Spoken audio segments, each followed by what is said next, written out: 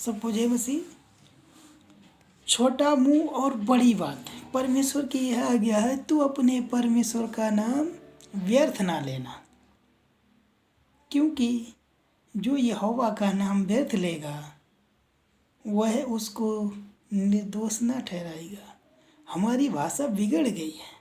हम बात बात में ईश्वर या परमेश्वर का नाम लेना, उसके नाम की शपथ खाना या उसके नाम को अनुचित रीति से लेना हमारी आदत से बन गई है। मैंने देखा है कि जो ज़्यादा झूठ बोलता है वे ईश्वर के नाम की शपथ ज़्यादा खाते हैं, क्योंकि उन्हें प्रमाणित करना पड़ता है कि वे सच बोल रहे हैं। मेरे प्रिय भाई बहनों, कि व्यवस्था 19 की 12 में वचन इस प्रकार कहता है कि तुम मेरे नाम की झूठी शपथ खा के अपने परमेश्वर के नाम को अपवित्र ना ठहराना। मैं यहोवा हूँ। सत्य कभी चिल्लाता नहीं है, सत्य कभी चीखता नहीं है।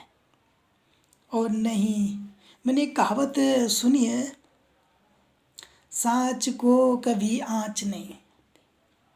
मेरे प्रिय भाई बहनों,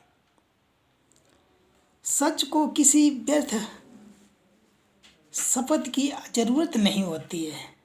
लोग कहते oh my God, oh my God, खुदा कसम।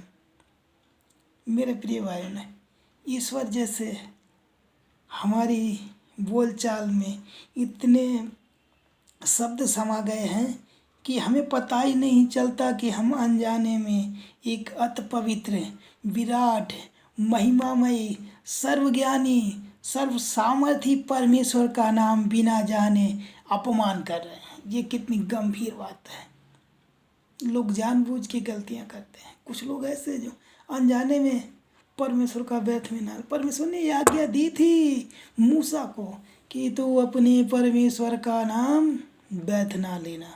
सबको बताओ कि परमेश्वर का नाम व्यर्थ लेना बहुत गलत बात है। मेरे प्रिय भाई बहनों, यह परमेश्वर का नाम व्यर्थ लेना है जो उसका सम्मान नहीं करता, वह बिल्कुल नहीं लेना चाहिए।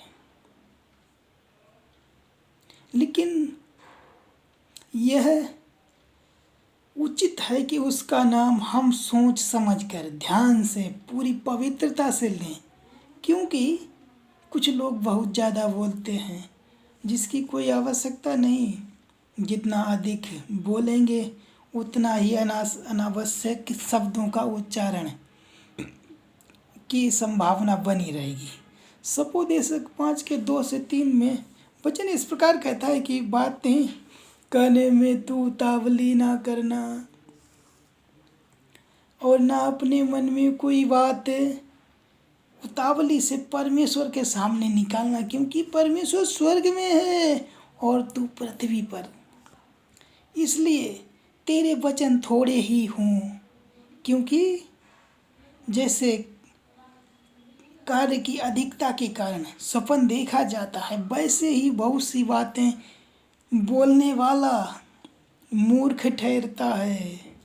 मेरे प्रिय भाई बहनों, पुराने समय में देखें तो परमेश्वर बहुत ज़्यादा आदर किया जाता है। परमेश्वर को लोग फालतू व्यर्थ नाम नहीं लेते थे, लेकिन कहते हैं कि जब पुराने समय में बाइबल लिखी जा रही थी तो लोग लेखक या यहोवा या परमेश्वर लिखने के बाद उस कलम को तोड़ देते थे और जाकर स्नान करते थे कि फिर आके लिखते थे। यह बात आज के युग में हास्यास्पद है। कितनी लगती है कि यह ऐसा कैसे हो सकता है। यदि हम उन लोगों की भावनाओं को देखें तो उनकी तारीफ करनी होगी। आश्चर्यजनक है कि जब किसी आराधना और उसका नाम लेने का समय आता है, तब कहा जाता है कि सभी लोग मुंह खोलकर परमेश्वर की स्तुति आराधना करें, तो हमारा मुंह नहीं खुलता है। मेरे प्रिय भाई बहनों, जब हमें दुनिया भर की बातों करनी होती तब तो हम बक बक करते रहते हैं, लेकिन जब हमसे कहा जाता है परमेश्वर की आराधना करो तो हमारा मुंह बंद हो जाता है। मेरे प्रिय भाई बहनों, हम व्यर्थ बातें तो बड़ी अच्छी तरह से बक बक करते रहते हैं, लेकिन जब परमेश्वर की स्तुति का समय आता है तो हमारा मुंह नहीं खुलता है। मेरे प्रिय भाई बहनों, हमें शर्म आती है, लेकिन जहाँ ज़रूरत नहीं है हम वहाँ बोलते हैं, और जहाँ बोलना हमें चाहिए वहाँ पर हम बोलते नहीं, हमें शर्म आती है। मेरे प्रिय भाई बहनों, हम नहीं, वह हम उसका नाम लेते हैं, आइए हम उसका नाम उचित रीति से लें और उसका आदर करें, क्योंकि वह आदर के योग्य और महिमा के योग्य परमेश्वर है। स्वर्ग में विराजमान महिमामय परमेश्वर, उसके जैसा इस संसार में ना तो कोई था, ना कोई है, ना कोई होगा। मेरे प्रिय भाई बहनों, वो ऐसा परमेश्वर, सामर्थी परमेश्वर, उस परमेश्वर की हम महिमा करेंगे, हम उस परमेश्वर का गीत गाएं, जाने कि सच्चा जीवित अनंत परमेश्वर कौन है। आइए मेरे प्रिय भाई बहनों, हमें उस परमेश्वर को जानना। नया साल में हमें प्रत्येक व्यक्ति कुछ नई बात करना चाहता है। हम बहुत सी प्रतिज्ञाएं करते हैं कि हम नए साल में ऐसा करेंगे, लेकिन पता चलता है कुछ दिनों बाद फिर हम उसी दर्रे पर चलने लगते हैं। ऐसा क्यों होता है? क्योंकि हम यह काम अपनी सामर्थ से करना चाहते हैं मेरे प्रिय भाई बहनों, लेकिन उसे नहीं बुलाते जो हमारी सहायता करने में सामर्थ्य है। यीशु ने यूहन्ना की पुस्तक 15:5 में कहा है, मुझसे अलग होकर तुम कुछ नहीं कर सकते। मुझसे अलग होकर तुम कुछ नहीं कर सकते। वचन कहता है, न तो बल से न शक्ति से, परंतु परमेश्वर के आत्मा के द्वारा सब कुछ हो सकता है। मेरे प्रिय भाई बहन, हम परमेश्वर से अलग होकर कुछ नहीं कर सकते हैं।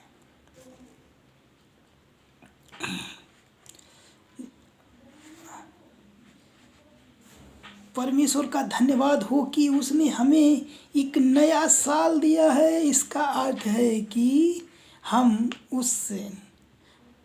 उसने हमसे एक बार फिर भरोसा किया है। जरा सोचिए कि इस नए साल को हमने अपनी योग्यता से अर्जित किया है क्या? बिल्कुल नहीं, यह मात्र परमेश्वर का अनुग्रह है। नया साल एक उफनती हुई नदी के समान है और जिसे हमें पार करना है।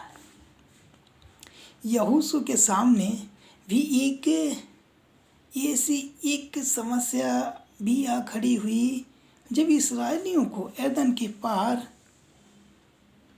करना था, कनान बिल्कुल उनके सामने था, लेकिन बिना यरदन को पार किए वे कनान की सीमा को पार नहीं कर सकते थे। इस घटना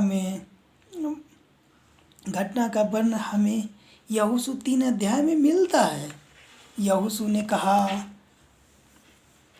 यहोशू 3 के 5 में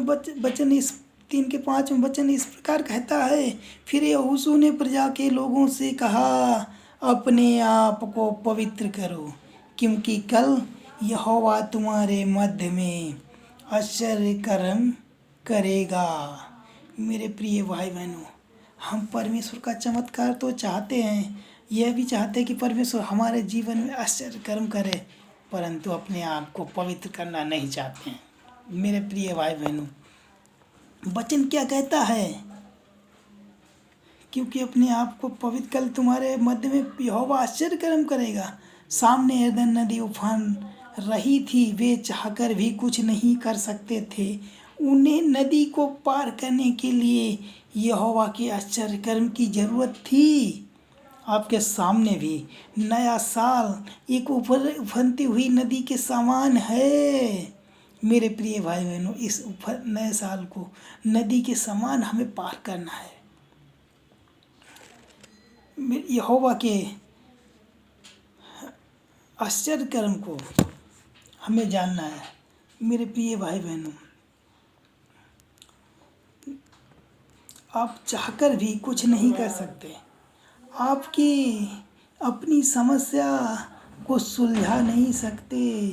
बिगड़े हुए रिश्ते को आप बना नहीं सकते। हाँ, आपको भी इस नए साल में परमेश्वर के आश्चर्य कर्म की आवश्यकता है।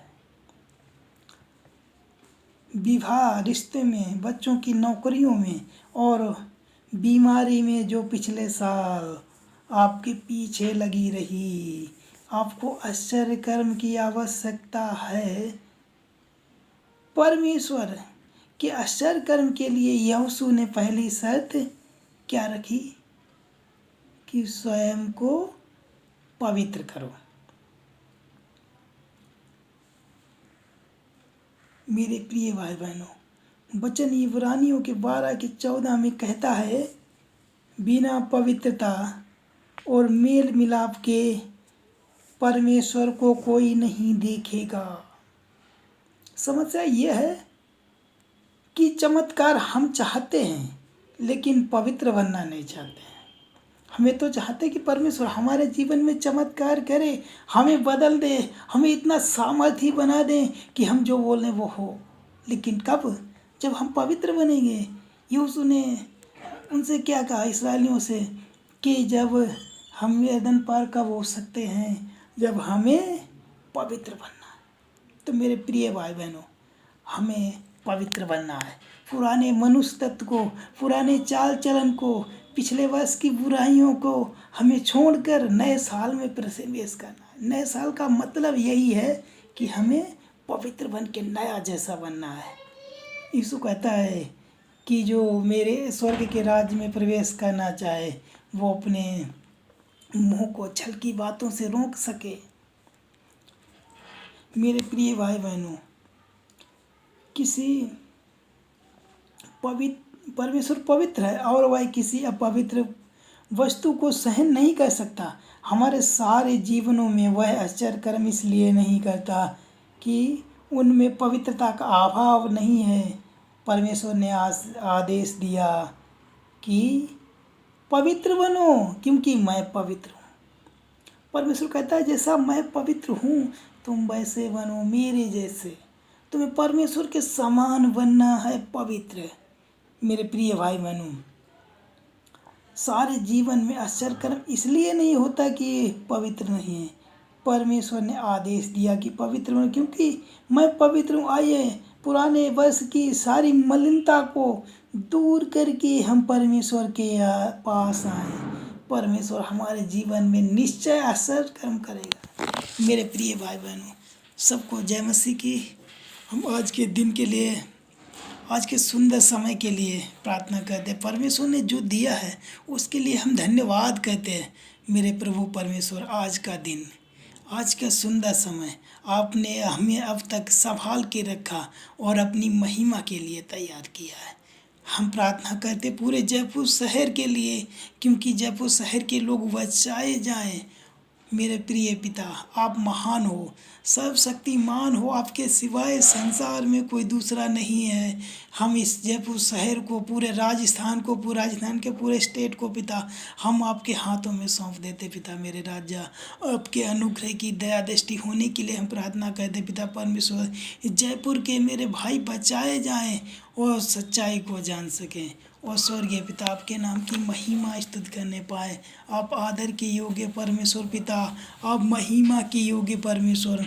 सारी आदर महिमा हम आपको देते हैं, प्रभु यीशु के नाम से मांगते हैं, आमीन। प्लस गॉड, परमेश्वर आप सबको आशीष दे। आप खुश रहें। जय मसीह की।